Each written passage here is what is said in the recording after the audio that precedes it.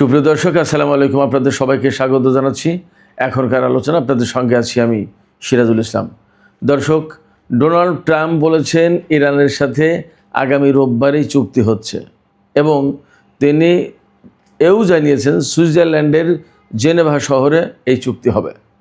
এপাশে ইরান বলছে এখনও চুক্তির কিছুই চূড়ান্ত হয়নি। তাহলে আসলে কে সত্য বলছেন, কে মিথ্যা বলছেন, কার কথা আমরা বিশ্বাস করব, কার কথা বিশ্বাস করব না? আসলে কি বাস্তবতা চুক্তির ধারে কাছে, নাকি ইরান যা বলছে সেটাই সত্য? সুপ্রিয় দর্শক, এই বিষয়টা নিয়েই এখন প্রধানত আলোচনা করব। এছাড়া এই যে চুক্তি, এই চুক্তিতে হরমুজ প্রণালী নিয়ে বিশেষ আলোচনা হচ্ছে। হরমুজ প্রণালী এত গুরুত্বপূর্ণ কেন, তা নিয়েও কথা বলবো। এপাশে ডোনাল্ড ট্রাম্পের বক্তব্যের ফলে এক বিবৃতিতেই মার্কিন স্টক মার্কেট থেকে $460 মিলিয়ন অর্থাৎ $46 কোটি কয়েক মিনিটের ভিতরে উধাও, শেষ। কি ঘটলো? ডোনাল্ড ট্রাম্প কি এমন বললেন যার কারণে এই ঘটনাগুলো ঘটলো? এই সমস্ত বিষয় নিয়ে আমি বিস্তারিত আলোচনা করার চেষ্টা করব। দর্শক, আশা করি আপনারা শেষ পর্যন্ত সঙ্গে থাকবেন। আর ভিডিও ভালো লাগলে লাইক, কমেন্ট, শেয়ার করবেন এবং চ্যানেলটি সাবস্ক্রাইব করে সাথেই থাকবেন। দর্শক, চলুন বিস্তারিত আলোচনায় চলে যাই। মার্কিন প্রেসিডেন্ট ডোনাল্ড ট্রাম্প ঘোষণা করেছেন যে ইরানের সাথে চুক্তি একদম চূড়ান্ত, অর্থাৎ তাদের পক্ষ থেকে চুক্তি চূড়ান্ত করা হয়েছে। এখন ইরানও সমঝোতা চূড়ান্ত করেছে। আগামী রোববার সুইজারল্যান্ডের জেনেভা শহরে এই চুক্তি চূড়ান্ত হবে, সই হবে। কিন্তু দুঃখজনক হচ্ছে, ইরানের পক্ষ থেকে একদম সুস্পষ্টভাবে বলা হয়েছে। ইরানের পররাষ্ট্র মন্ত্রণালয়ের মুখপাত্র ইসমাইল বাকাই তিনি বলেছেন যে এই ধরনের কথা একদম সত্যি না। এখনও চুক্তির ব্যাপারে কিছুই চূড়ান্ত হয়নি।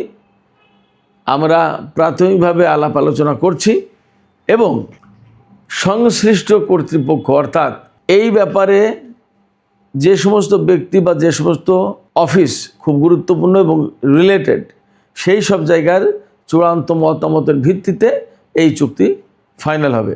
যে সমঝোতা আমেরিকা বলছে যে চূড়ান্ত হয়েছে, সেই সমঝোতা ইরানের পক্ষ থেকে চূড়ান্ত করাবে ওইভাবে। ধরুন, প্রেসিডেন্টের দপ্তর থেকে কিছু মতামত দেওয়া হবে, পররাষ্ট্রমন্ত্রী মতামত দেবেন, জাতীয় সংসদের স্পিকার বা পররাষ্ট্রনীতি বিষয়ক যে কমিটি আছে তারা মতামত দেবেন, হয়তো তেল গ্যাস এই রিলেটেড যে মন্ত্রণালয় আছে তারা মতামত দেবেন, সমুদ্র পরিচালনা যে কমিটি, যেটা হরমুজ প্রণালী পরিচালনা কমিটি, তারা মতামত দেবে। এরপরে সর্বোচ্চ নেতা চূড়ান্তভাবে মতামত দেবেন। এরপরে ইরানের পক্ষ থেকে বলা যাবে যে হ্যাঁ, this is our final agreement, এটা আমাদের চূড়ান্ত চুক্তি, এটা আমরা চূড়ান্ত সমঝোতা এসেছি, this is our final understanding. তারপরে বলা যাবে ইরানের পক্ষ থেকে যে হ্যাঁ, এইটা আমাদের চূড়ান্ত সমঝোতা, আমরা এখন এই চুক্তিতে সই করতে যাচ্ছি। কিন্তু তার আগে ডোনাল্ড ট্রাম্প তো আগেই ঘোষণা করে দিয়েছেন চূড়ান্ত চুক্তি কোথায় হবে, অর্থাৎ জেনেভায় হবে, কবে হবে, রোববারে হবে, সমস্ত সব কিছু। ইরান বলছে না, আমরা এখনও চূড়ান্ত করিনি। এদিকে ইরানের মেহের নিউজ, এই যে ডোনাল্ড ট্রাম্প যে বলছেন যে চূড়ান্ত হয়েছে চুক্তি সমঝোতা কি কি চূড়ান্ত হয়েছে তার একটা তালিকা প্রকাশ করেছে। অর্থাৎ এই চুক্তিতে কি কি আছে সেই বিষয়গুলো তুলে ধরেছে। তাতে বলা হয়েছে যে হরমুজ প্রণালী খুলে যাবে, লেবাননের যুদ্ধ বন্ধ হবে, ইরানের সাথে যুদ্ধ বন্ধ হবে, ইরানের আটকে থাকা অর্থ ছেড়ে দেওয়া হবে, ইরানের উপর থেকে নিষেধাজ্ঞা তুলে নেওয়া হবে, ইরানের ক্ষেপণাস্ত্র কর্মসূচি আলোচনার ভেতরেই থাকবে না, এই যে প্রক্সি ফোর্স বলতে যা বোঝায় তাদের নিয়ে কোনো আলোচনা হবে না, এরকম অনেক কিছু আছে। পরমাণু কর্মসূচি কীভাবে পরিচালিত হবে, কীরকম কী সব আছে, এবং কবে ইরান কত অর্থ পাবে না পাবে, এই সমস্ত সব কথা বলেছে। এইটা কিন্তু আন্তর্জাতিক গণমাধ্যমে, এমনকি আমাদের বাংলাদেশেও এটা ছড়িয়ে পড়েছে। এখন এই বিষয়টা ছড়িয়ে পড়ার পর ডোনাল্ড ট্রাম্প বলছেন না, এ ফেক, এটা ফেক। উনি তো কথা কথা ফেক বলেন, এটা ফেক। যেই না বলেছেন ফেক, একেবারে সাথে সাথেই মার্কিন স্টক এক্সচেঞ্জ থেকে $46 কোটি উধাও, $46 কোটি কয়েক মিনিটের ভেতরে। কেন? সবাই আশা করছিল যে যুদ্ধ শেষ, তেলের দাম কমবে, ব্যবসা বাণিজ্য আবার স্বাভাবিক করা যাবে, অর্থনৈতিক স্বাভাবিক অবস্থা আসবে। ইরানের পক্ষ থেকে যে কথা বলা হয়েছে যে এই বিষয়গুলো আছে চুক্তিতে। এখন ডোনাল্ড ট্রাম্প যখনই বলছেন এগুলো ফেক, তার মানে কি? চুক্তি হচ্ছে না। তার মানে হচ্ছে ইরান এবং আমেরিকা দুই পক্ষের মধ্যে এখনও বিস্তর ব্যবধান।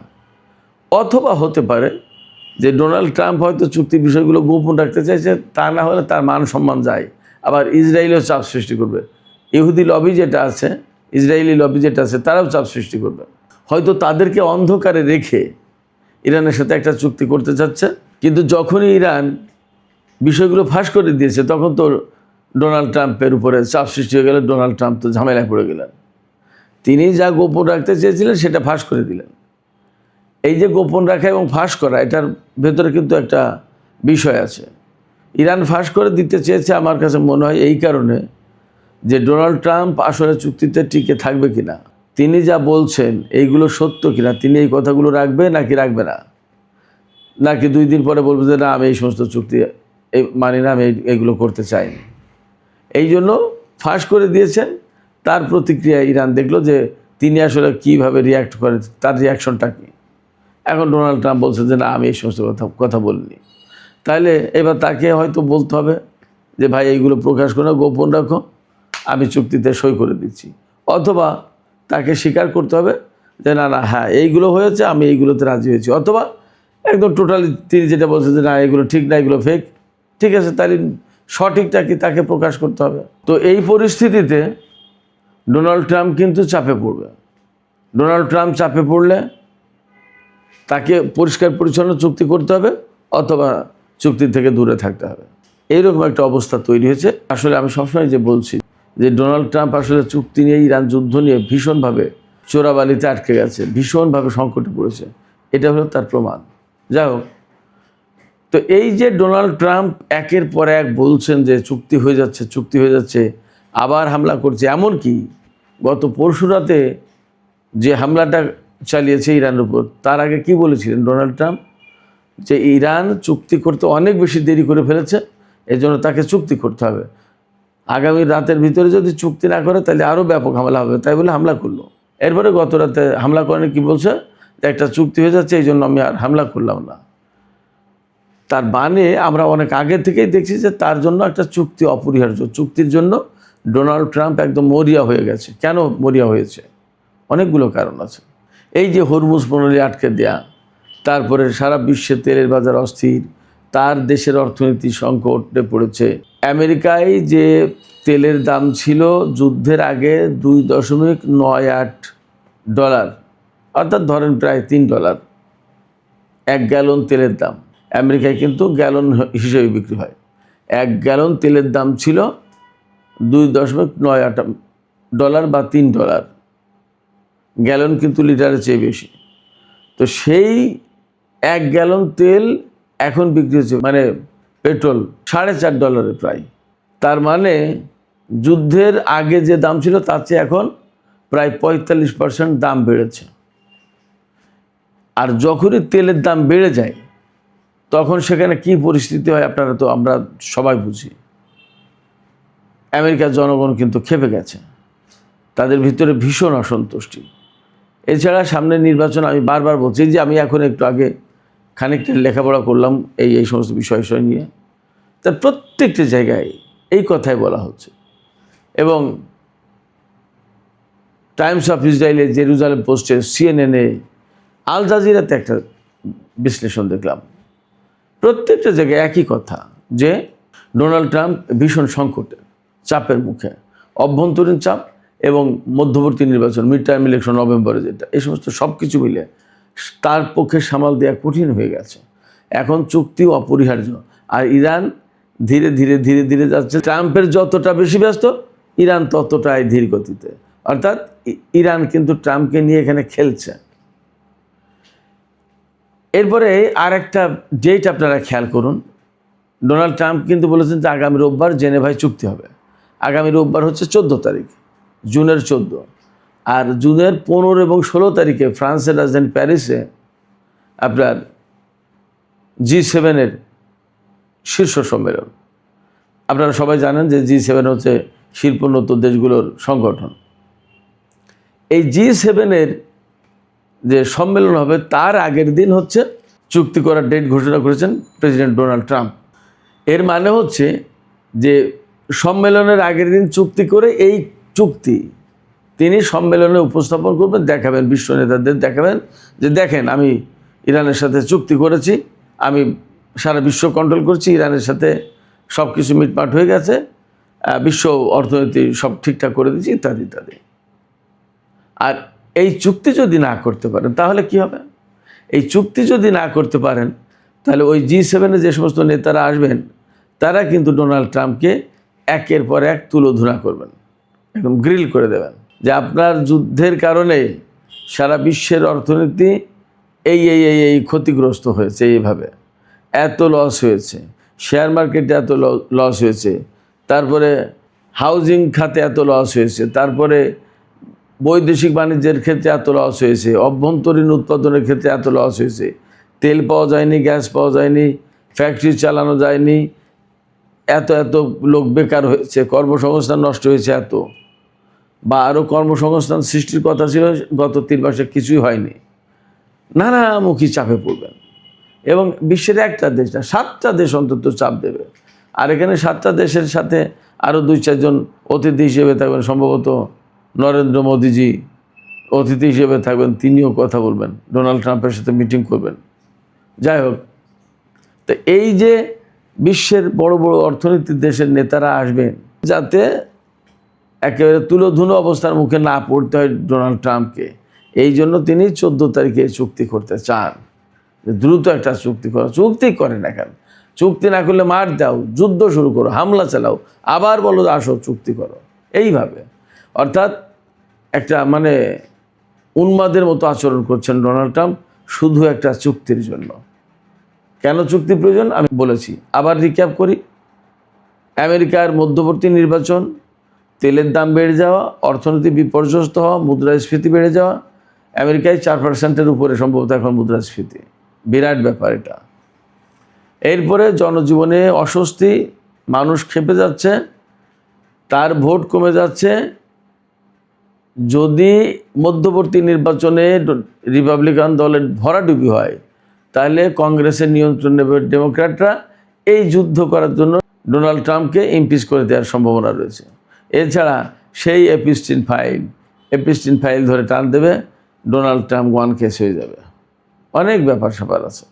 সেক্ষেত্রে এখন বাঁচার জন্য মরিয়া হয়ে উঠেছে ডোনাল্ড ট্রাম্প, এবং ইরান এইটা জানে যে ডোনাল্ড ট্রাম্পের দরকার চুক্তি। যদি আরও কিছুদিন ঠেকিয়ে রাখা যায় তাহলে ডোনাল্ড ট্রাম্প এমন পরিস্থিতিতে পড়বেন যে হাতে পেয়ে ধরবেন চুক্তি, ভাই বলবেন যে যা হয়েছে ওইটাই দেন, লাগবে না আমার এটা, লাগবে না আমার সেইটা, আপনি একটা চুক্তি করেন, এরকম একটা পরিস্থিতির দিকে যাবে। সেক্ষেত্রে আমি সবসময় বলি ইরানি কূটনীতি, ঝানু কূটনীতি, ধারালো কূটনীতি, বিউটিফুল কূটনীতি, ডোনাল্ড ট্রাম্পের মতো বললাম, beautiful, very beautiful, great diplomacy. তো এই ভেরি বিউটিফুল গ্রেট ডিপ্লোমেসি যেহেতু ইরানের, সেই ইরানের কাছে ডোনাল্ড ট্রাম্পের তো আসলে কার্যত তার সাথে কাজ করতে গেলে কারোর কোনো ডিপ্লোমেসি চলে না। ডোনাল্ড ট্রাম্প যেটা বলবে ওইটাই ফাইনাল। সেক্ষেত্রে ডোনাল্ড ট্রাম্পের তো কোনো ডিপ্লোমেসি নেই। ডোনাল্ড ট্রাম্প হচ্ছে একজন ডেভেলপার কোম্পানির মালিক, ঘর বাড়ি বানাতে জানে। দেশ পরিচালনার ডিপ্লোমেসি তো আরও কঠিন জিনিস। এই জিনিস উনি কোথায় জানবেন? এটা জানবেন মার্কো রুবিও বা আরও কিছু লোকজন, কিন্তু তাদেরকে তো তিনি জানতে দেন না, বা মার্কো রুবিও খুব বেশি একটা জানেন না। কারণ মার্কো রুবিও সাধারণ পলিটিশিয়ান, তিনিও বেসিক্যালি অনেকটা হকিস টাইপের লোক, যুদ্ধবাজ টাইপের লোক। যুদ্ধ বোঝেন এরা কূটনীতি বোঝেন না।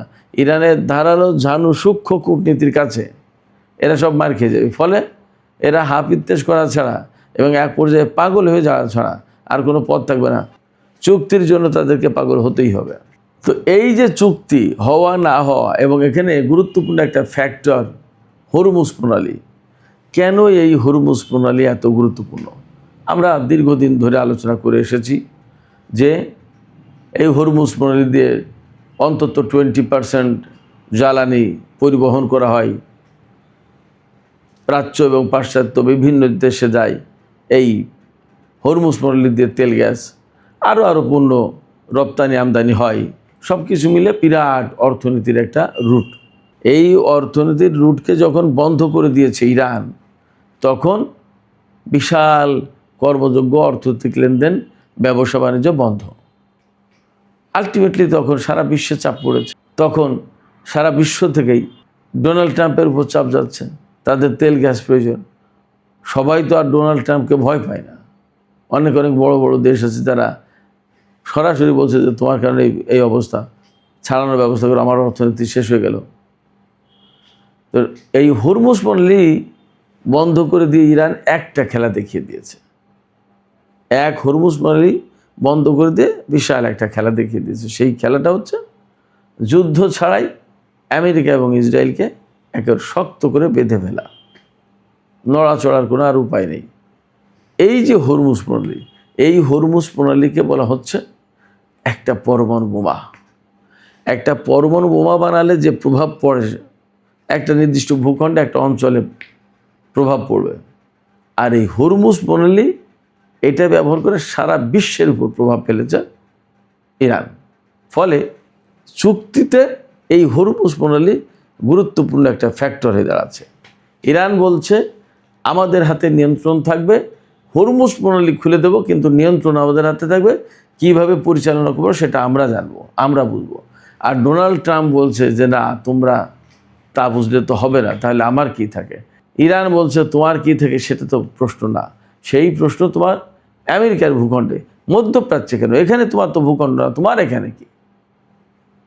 তুমি ভাই মান সম্মান থাকতে বিদায় হও। এবং এই চুক্তিতে আরও থাকছে ইরানের আশপাশে যত মার্কিন সেনা মোতায়েন করা আছে সব প্রত্যাহার করে নিতে হবে। তাহলে ধরে নেওয়া যায় মধ্যপ্রাচ্য থেকে মার্কিন সেনাবাহিনীকে সরিয়ে নিতে হবে।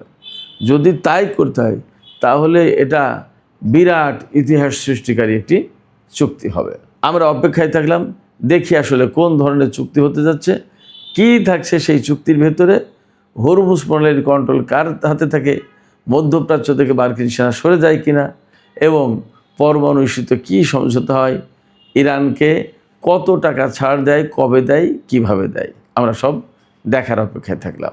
সুপ্রিয় দর্শক, এখনকার আলোচনা এখানেই শেষ করতে চাইছি। যাবার আগে আপনাদের কাছে প্রশ্ন রাখতে চাই, আপনাদের মতামত জানতে চাই। ডোনাল্ড ট্রাম্প বলছেন চুক্তি রোববারেই সই হবে, ইরান বলছে এখনও কিছুই চূড়ান্ত হয়নি। এই যে দুই মেরুর দুই কথা, এর ভেতর দিয়েও কি আপনারা মনে করেন খুব অল্প সময়ের ভেতরে একটা চুক্তি হয়ে যাবে? কি মনে হয় আপনাদের? আপনাদের মতামত কমেন্টে জানাতে পারেন। আর ভিডিও ভালো লাগলে লাইক, কমেন্ট, শেয়ার করবেন এবং প্লিজ চ্যানেলটি সাবস্ক্রাইব করে সাথেই থাকবেন। আপনাদের সবাইকে অনেক অনেক ধন্যবাদ। আল্লাহ হাফেজ।